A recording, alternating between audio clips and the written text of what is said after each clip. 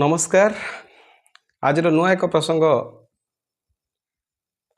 जैसा खाए अन्न वैसा बने मन, जैसा पिए पानी वैसा बने वाणी। तो खाद्यर प्रभाव आमर जीवन उपर निश्चित भाव प्रभाव पकाई थाए। पियाज रसुण आमिष आदि अभक्ष्य पदार्थ खाइले जे केवल आमर कुप्रभाव पड़ी थाए ता नुह, बरं जदि कौन सी खाद्यर प्रस्तुति असत उपाय अर्जन करा जाइथिबा धन द्वारा होता है ताहा भी आम उपरे खराब प्रभाव पकाई थाए। उपनिषद रे मध्य एक कथा रही आहार शुद्ध सत्व शुद्धि।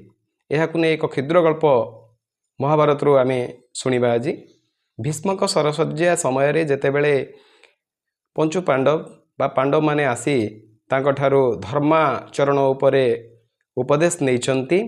तो कथा छल समस्ते उपदेश नैचंती एवं द्रौपदी मध्य क्षमा प्रार्थना करी भीष्मक ठारू किछि उपदेश मागिचंती एवं क्षमा प्रार्थना एथिपई करचंती जे तांकर सेइथिरे किछि भीष्म को खराब लागिला भलिया कथा रहिथिला। तो से द्रौपदी कथा प्रसंग रे कहिचंती जे पितामह जेतेबेले भारी सभा भितरे कुरु सभा भितरे मोर वस्त्रहरण करा जाउथुला आपणकर ए धर्माचरण कोउठी थिला।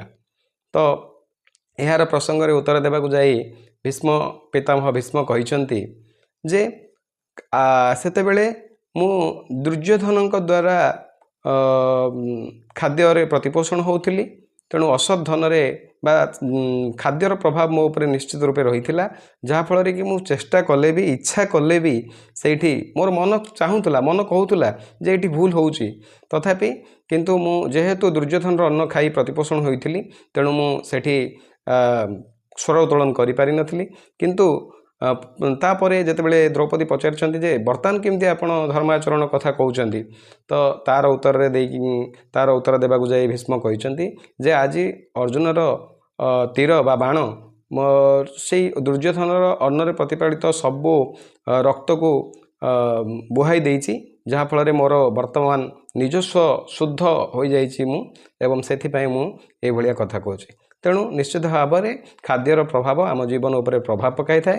तेणु खाइबा पूर्वर आमे जेकोसी स्थान रे खाइबा पूर्वर बा जहाँठार भी खाइबा पूर्वर प्रथमे आमे देखिबा जे से आमको देउथुबा खाद्यटा कौ उत्सरु बा कौ सोर्स रु से आनिछि, असत उपाय से करिनी। तो तेणु एथिप्रति आमे सचेतन रहिबा आवश्यक। धन्यवाद।